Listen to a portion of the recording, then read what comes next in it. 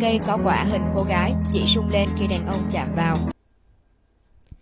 Năm 2008, một người dùng có tên Tabat Das đã đăng tải đoạn video về loài cây kỳ lạ được trồng tại Thái Lan lên YouTube, gây xôn xao cộng đồng mạng và làm bùng nổ tranh luận có hay không sự tồn tại loại cây này.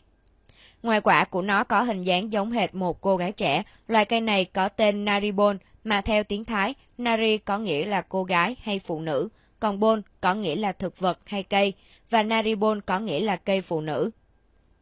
Naribon được cho là trồng tại tỉnh Phetchabun, phía bắc Thái Lan, cách thủ đô Bangkok khoảng 500 km. Một số người tỏ ra thực sự kinh ngạc về loại cây kỳ diệu này.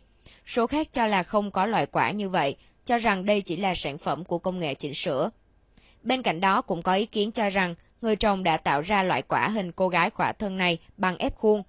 Cư dân mạng cũng đưa ra nhiều tin đồn thú vị về Naribon, rằng cây chỉ rung lên nếu có bàn tay người đàn ông chạm vào, còn không có phản ứng nếu đó là phụ nữ. Được biết, nhiều nhà khoa học Mỹ đã đến đây nghiên cứu và tìm thấy phấn hoa bên trong cô gái, nhưng họ vẫn chưa xác định được tại sao vỏ của trái cây lại có hình thù kỳ lạ đến thế.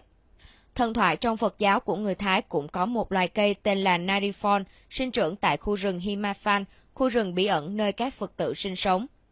Loài cây Narifon 20 năm mới nở hoa kết trái một lần, mỗi lần cho quả trong hình dạng của cô gái trẻ.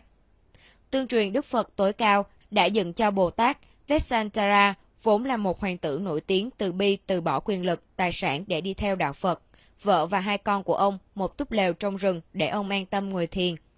Nhưng khi vợ ông đi vào rừng hái quả, bà thường xuyên gặp các Phật tử khác trêu ghẹo, quấy nhiễu do họ vẫn chưa thoát được ham muốn nhục dục. Biết được điều này, Đức Phật đã tạo ra các Narifon mọc ra quả có hình thù những cô gái xinh đẹp để đánh lạc hướng những Phật tử kia. Narifon chỉ ra quả trong 7 ngày, đặc biệt những quả này có cơ quan nội tạng giống như người nhưng không có xương và biết nhảy múa. Những Phật tử chưa thoát được trần tục có thể hái về, nhưng nếu trong vòng 4 tháng họ không kiềm chế được nhục dục thì sẽ mất hết quyền năng. Cho đến nay, Naribon hay Narifon có thực sự tồn tại hay không vẫn còn là một bí ẩn.